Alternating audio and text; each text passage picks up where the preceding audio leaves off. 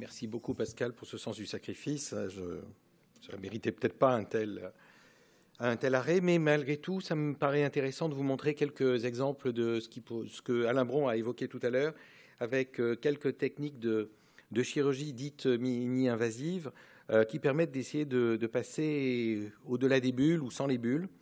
Il ne s'agit pas de canalostomie ou de canaloplastie, mais de stents. Donc il y a une première génération de ces micro-stents de la société Glaukos, qui est distribuée par Medoronet en France, et qui sont ces tout petits stents coudés. Ils sont en train de travailler sur une génération directe, avec l'idée dans tous les cas d'avoir une ouverture dans la chambre antérieure et une ouverture dans le canal de Schlemm. L'hypothèse étant que le stent, une fois introduit au bon endroit, va pouvoir permettre à l'humeur aqueuse d'accéder au canal de Schlemm et ensuite de retrouver les émonctoires d'aval.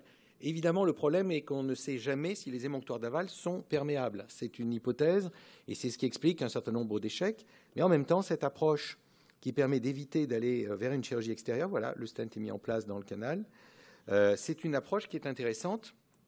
En pareil, je vous montre un autre exemple, qui est donc particulièrement complémentaire à une chirurgie de la cataracte. Et c'est peut-être ce qui en fait le maximum d'intérêt, puisqu'il y a un effet bien connu d'ouverture de l'angle sous l'effet de la chirurgie de la cataracte, mais on sait en même temps qu'il est transitoire, difficilement prédictible et souvent peu important. Donc, de rajouter un élément au niveau de l'angle sans avoir les inconvénients de la bulle de filtration, c'est quelque chose qui est assez attrayant et qui a montré dans des études contrôlées qu'il y avait une supériorité par rapport à la cataracte toute seule.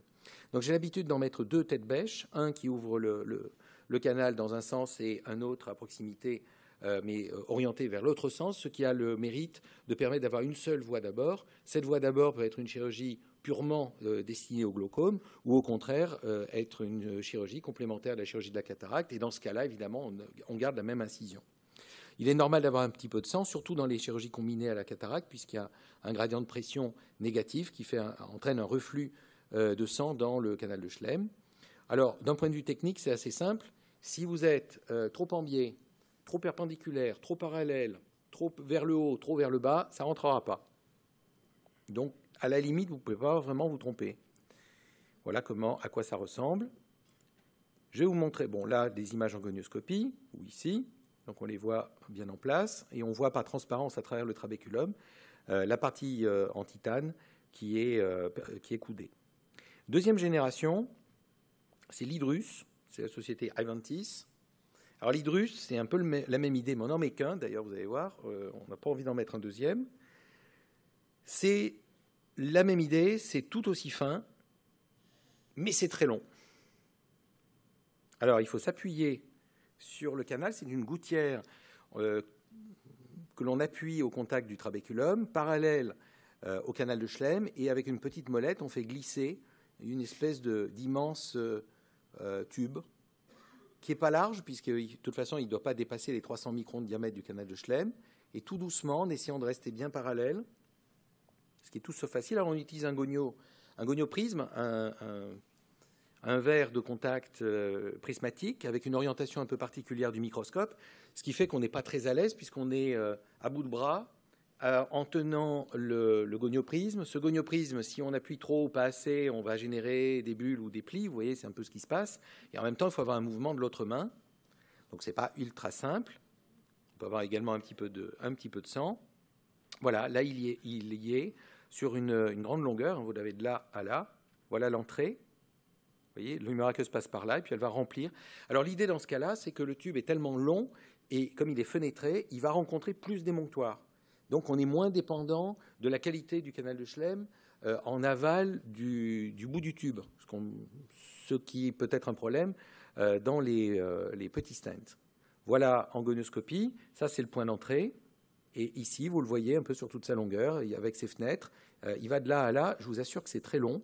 Ce n'est pas très facile à mettre en place, mais ce n'est pas impossible. Il y a un coup à prendre, c'est un peu comme les autres stents.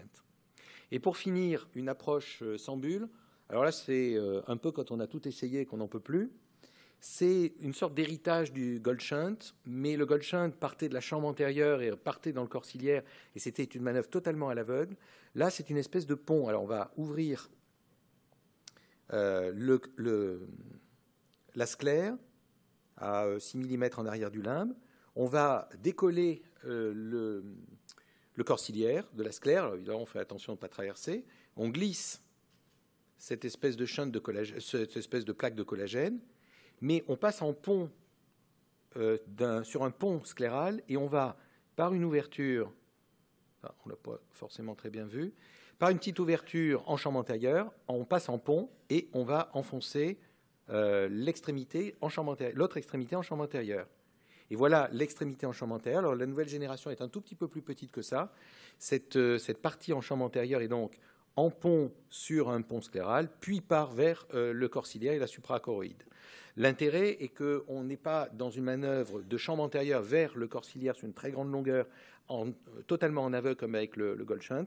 On est un peu moitié-moitié, donc c'est un petit peu plus sécurisant. Voilà, c'était les éléments que je voulais vous montrer. Évidemment, dans ces chirurgies, on aura sûrement... le futur nous dira certainement, comme Alain nous l'a évoqué, ce qui méritera d'être encore montré dans 2-3 ans et ce qui aura été enfoui dans les oubliettes. Merci. Merci Christophe, et nous verrons effectivement